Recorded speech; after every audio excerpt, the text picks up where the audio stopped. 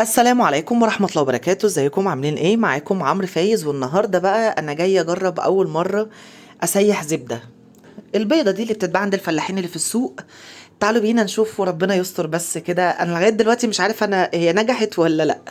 دول 2 كيلو، قلت اجرب كده في 2 كيلو. الكيلو كان ب100 جنيه، وطبعا سمعت ان هم على طول بيحطوا من جواها ملح.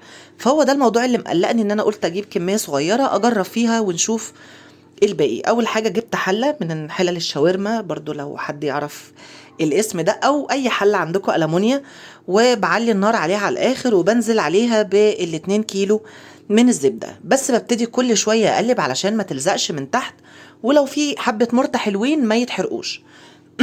طبعا انا هغير الاسباتيولا دي، هستخدم حاجه برضو زي الألمونيا او ستانلس، علشان الحاجات دي ادام هي مش اوريجينال فبتبتدي تطلع معايا رغاوي تاني. فانا قلت كده كده ايه، لسه معرفش اللي جاي ايه، فرحت مغيرها دلوقتي. بس انا هشيلها وهجيب معلقة تانية.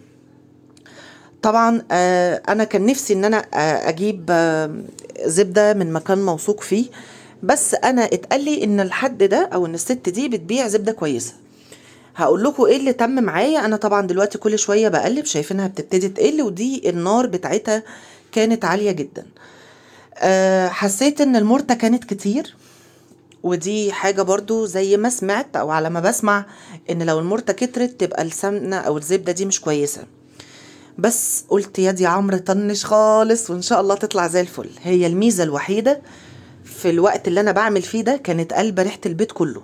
يعني كلكم عارفين ريحة الزبدة وهي بتسيح. بابايا كان جايب لي قبل كده اللي هي الصوابع. استخدمتها فيديوهات كتير وناس كتير سألتني عليها. للأسف أنا دي أما نزلت ما لقيتهاش. كانت التانية كانت مش فاكر والله العظيم بكام يعني، يا ب110 يا ب90. كانت حلوة قوي قوي، كانت صوابع وبستخدم كده منها بالصباع على طول، ما سيحتهاش. بس ان شاء الله اول ما الاقي الست دي تاني هنزل اجيب منها بقى كمية، لان دي انا كنت ضامنها بامانة. كانت طعمها حلو قوي قوي قوي، وما كانش فيها لبن كتير، لان الزبدة دي يا بيكون فيها لبن كتير يا بيكون فيها ملح. وطبعا الضمير عندنا اليومين دول ايه، واخد اجازة. طيب، ابتدت تسيح خالص. خلاص اهي ساحت. هبتدي احطها بقى على نار شمعة، يعني ولعت كده شمعة اكني بالظبط بتاعت الرز دي. وهبتدي اقلب كل شوية. طبعا كل دي رغاوي او الريم بتاعها ده اللي في الاخر بيتحول وبينزل كمرتة. طبعا احنا من عشاق المرتة، تمام. بس هقول لكم برضو، خالتي قالت لي على حاجة هعملها ان شاء الله، بس قلت مش هعملها دلوقتي، هبقى اعملها بعدين يعني. هبتدي اقلب. بصوا زي ما انتم ما شايفين، لغايه اما الرغاوي دي تبتدي تتزحزح كده شويه. هي هتكش او يعني هتخف شويه من فوق، لغايه لما تبقى صافيه معايا. وكل شويه اشيل المرتة بالمعلقه لغايه لما الاقي لونها ذهبي. هبتدي في المرحله دي اطفي النار، تمام. يعني بصوا زي ما انتم ما شايفين، انا مش عارفه اجيبها لكم امتى. شايفين الفقاقيع دي؟ عشان كده الحله لازم تكون كبيره علشان لو فارت ما تغرقلكوش البوتاجاز. بصوا الكبشه اللي انا بطلعها وبنزلها كده فيها نقط صغيره دي، المفروض دي المرتة لسه ما استوتش. لما تستوي وتاخد معايا لون ذهبي خالص، هبتدي ارفعها من على النار واسيبها على جنب لغايه لما تبرد. واهو شايفين بقى، اما بسيبها على جنب لغايه لما تبرد هتكمل سوى المرتة. اتفقنا؟ بصوا كان لونها فاتح، يعني برضو اللي بيفهم في الحاجات دي يا ريت يقول لي. آه هي مسكت في الاخر وبقت زي الفل، بس انا برضو المرتة كتير. يعني دول 2 كيلو مطلعين لي كمية كتير قوي من المرتة. المهم زي ما انتم ما شايفين ابتدت كده بقى تغلي، ومن جوه المرتة بقت لونها ذهبي فاتح. هبتدي اطفي النار عليها واسيبها على جنب لغاية لما تبرد. لما تبرد قعدت بالظبط 3 ساعات، بس انا حطيتها على الارض يعني على السيراميك علشان خاطر بس تبرد بسرعة. وحطيتها في علبة تلاجة. وحطيتها برضو بعد بقى ما خلاص اتأكدت انها بردت، شلت المرتة في علبة والسمنة دي في علبة وحطيتهم في التلاجة. وهوريكم دلوقتي شكلها بعد ساعتين من التلاجة، كانت ماسكة وزي الفل. هقولكم بقى خالتي قالت لي ايه. خالتي قالت لي ان انا اخد المرتة دي واجيب علبة سمنة عادية خالص، زي انا بستخدم مثلا كريستال زبدة صفراء.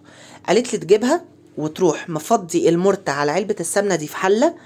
وكان يفضل نفس الحلة دي، بس أنا طبعا غسلتها خلاص اللي كان. وأسيب السمنة مع المرتة تغلي كويس، وبعدين أسيبها تبرد وأرجعها في علبة السمنة تاني. بصوا بقى ارجع لكم تاني، انا طبعا رحت حاطط معلقتين ملح، لان دي انا هستخدمها للاكل فقط مش للحلويات. لو هتستخدموها للحلويات هتحطوا معلقه واحده بس على ال2 كيلو. هي الملح بس اكتر من ان هو ماده حافظه. تمام. قالت لي بقى الاول نرجع لخالتي بقى. هحط علبه السمنه على حبه المرته اللي اتبقوا دول، ويغلوا غلوتين على النار، غلوه محترمه يعني، وارجع احطها بقى تاني في العلبه الصفيح واستخدمها. قالت لي مع كل مره هتشم ريحه السمنه البلدي او الزبده البلدي. الفكره عجبتني، هبقى اعملها بعد كده في وسط اكلي يعني. انا هشوف الفيديو اللي جاي هيكون ايه وهعملها لكم وادخل ده في ده. بصوا انا كده طفيت النار عليها، بس هي دي السخونه بتاعت السمنه. وطبعا تخلي بالكم يعني، بصوا بقى هي كده لونها ذهبي فاتح. هسيبها لغايه لما تبرد خالص، اللون بتاعها هيظبط. فزي ما قلت لكم علشان بس ما تقلش عليا ان انا رغاي، هعمل لكم موضوع السمنه ده في الفيديو اللي جاي. بس انتوا برضو قولوا لي رايكم، انتوا شايفين ايه؟ يعني حد جربها وعملها قبل كده ولا لا؟ انا اعرف ناس بتعملها بالليه، يعني بيجيبوا ليه ويحطوها مع السمنه. بس استغفر العظيم يا رب، هتبقى الريحه صعبه جدا. فبصوا بقى كده صفيت ازاي وبقت شفافه كده. بعد ما بردت هبتدي بقى انشلها واحطها في علبه من التلاجة، علب التلاجة. بصوا بقى قلت قد ايه، يعني شايفين الحز بتاعها كان فوق ازاي من الريم. انا ما رضيتش ان انا اشيل الريم ده علشان يبان لكم. وبصوا لما اتصفت، هي الحمد لله العلبه دي كانت كبيره من علب التلاجة. دي اكبر علبه من علب التلاجة، ومليتها لغايه ممكن كام سنتي من فوق بس اللي ما مليتهاش. وهنزل اجيب برضو علبه سمنه. انا بستخدم كريستال الصفرة، بس هجيب كريستال الزبده البيضة علشان بقى ايه، والمرطه بيضة الدنيا ايه، ما تبقاش الدنيا معايا ايه بايظه. اخلي السمنه الزبده الصفراء. هجيب برضو زبده كريستال او زبده فرن، هخليها الحلويات. وهعمل السمنه بالمرته ونجربها في الاكل، يعني مره هنحط معلقه من دي، مره نحط معلقه من دي، وعلى حسب الاكله برضو اللي هنكلفها. شايفين بقى المرته هي لونها ذهبي، بس انا مش عارف ليه هي مش باينه ليكم في التصوير. لا اسف، انا التليفون بتاعي الشاشه فيها تراب فمغيمه عندكم شويه، بس انا هوديه التوكيل وهحترم نفسي ما تقلقوش. وطبعا بعتذر لكم عن المنظر اللي هو مش باين له لون ده. بصوا بصفيها كويس وبسيب حبه سمنه مع المرته دي. انا امي بقى اللي كانت بتعمل كده، ما كانتش بتصفي قوي المرته من السمنه. دلوقتي هروح حاطط برضو المرته دي في علبه تانية وهنشيلها في التلاجة. انا برضو لما بردت بقى كده زي ما انتم ما شايفين، جبت رغيف كده محترم ورحت واخد منه حبة برضو ايه، يعني لزوم بطني وكرشي كده يتهنوا شوية. بصوا ادي كده الزبدة، وهنحط المرتة برضو في علبة نفس اللون يعني دلع برضو. لغاية والله لما انزل اجيب العلب بتاعت ايكيا لاني فعلا محتاجها. وهقول لكم بقى هنشيل فيها ايه، حاجات كتير قوي في التلاجة. بصوا بقى كده بعد ما اتجمدت في التلاجة، ادي المرتة وادي دي المرتة. هعملها في السمنة في فيديو تاني ان شاء الله، هدخلها في وسط الفيديو. دي السمنة بقى التانية المربعة. يا رب الفيديو يكون عجبكم. لو غلطت في حاجة من اللي بتتعمل دي يا ريت تقولوا لي، انتوا برضو اخواتي الكبار ورأيكم اكيد هيهمني.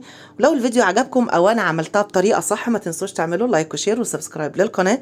استنوا الفيديو اللي جاي ان شاء الله. الفيديو اللي جاي هيكون اكل عادي، بس الفيديو اللي بعده هيكون في حاجة مفاجأة ان شاء الله هتعجبكم، او هغير من جلدي. يلا.